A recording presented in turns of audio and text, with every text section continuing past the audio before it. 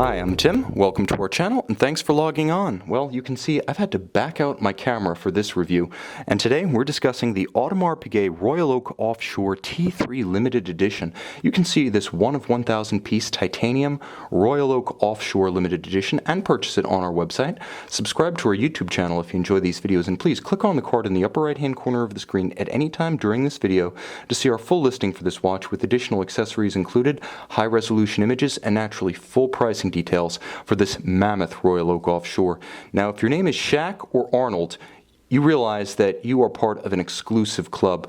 The only brand ambassadors ever to receive 48mm Royal Oak Offshores, Shaq and Arnold have monopolized the best of big, and this is big. If you thought the 44mm Royal Oak Offshore was large, that's almost like a mid-size compared to the 48mm measurements of this watch. Now, my wrist is 16 centimeters in circumference. You can see it's absolutely dwarfed to the point where the watch itself is competing with my hand for size. Now, you'll also note that the watch, although rated at 48, wears a lot bigger than that, and here's why. 48 is almost like an academic measurement. Once you include those crown guards and pushers, crown, the swell laterally increases to a mammoth 57.5 millimeters longitudinally along the wrist. Now, from lug to lug, extremity to extremity across the wrist, it's even bigger. 61.5 millimeters from extreme to extreme. It's not that thick, all things considered. 15.5 millimeters, and it's actually fairly nicely sloped on its case flanks.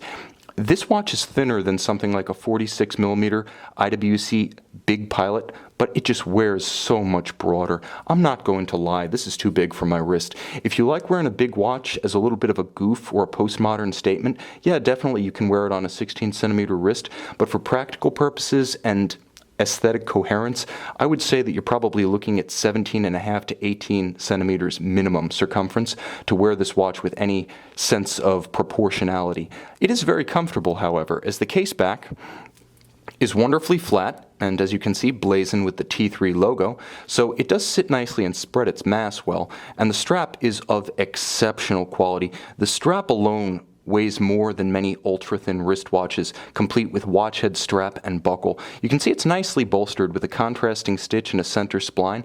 Calfskin on both sides, top and bottom. It's very smooth on the wrist and nicely made, as are all components of Audemars Piguet timepieces. Although the watch is big, it's executed to the same standard of finish, materials quality, and assembly attention that you will find on the brand's high complications and dress references.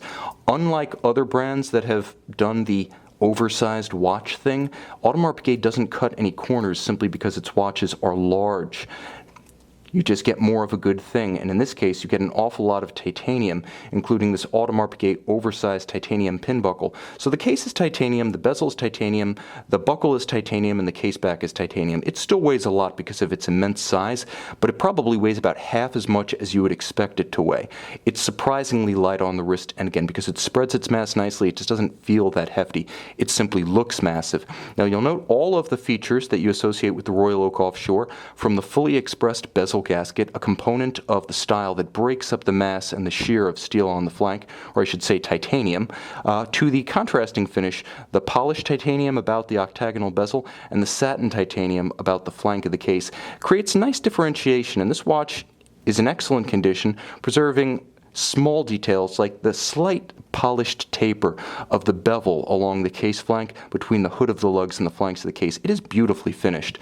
Again, it's big, but it's giving you a lot of a good thing. You can see satin finish atop the bezel, nicely contrasts with the sunken hexagonal and polished stainless steel bezel bolts, a classic feature of the Royal Oak Offshore, here executed on a nightmare scale. This watch is epic in every way. You'll note the mega tapisserie dial. Back in 2003 when these came out, it was one of the first to employ this oversized tapisserie that had not yet worked its way into the entire Royal Oak range. And of course the numerals are immense. I'll also fill you in with a little detail that may not be evident from this particular view, but they are all fully loomed, as are the hands at center center for a spectacular appearance in low or no light. Small splotches of color highlight the dial, as you can see signal yellow on the tip of the chronograph seconds hand, as well as the hands of all the sub-registers. Now, of course, there's a lot going on, but because of the size of the dial, the watch actually wears its complications with a little bit more elegance and coherence than the 44 and the 42 millimeter timepieces, simply because there is more geography to spread everything out, so it doesn't look crowded. You can have 3 sub-dials, all applied Arabic numerals, and a tachymetric scale, plus the AP logo and marquee, without appearing that you're clustering too much onto the dial. The Breitling effect never overtakes this one. Now, in terms of the movement within, you'll note all functions controlled by crown cap and individual pusher guards that are reminiscent of the pins on grenades, appropriate to Arnold's imagery, and of course inside a Jaeger-LeCoultre-based caliber 2226-2840. The combination, a JLC 889 base movement, ultra-thin, bidirectional winding, true high horology stuff, with a Dubois de Praz vertical clutch chronograph module, such that if you prefer to have your chronograph simply running to provide center, hours, minutes, and seconds, keeping this chronograph running for ease of referencing seconds will not harm the movement. The vertical clutch arrangement creates no additional wear and tear. It also allows smoother actuation, starting, stopping, and more reliable zeroing of the chronograph. It operates at 4 Hz. It has a 38 to 40 hour power reserve.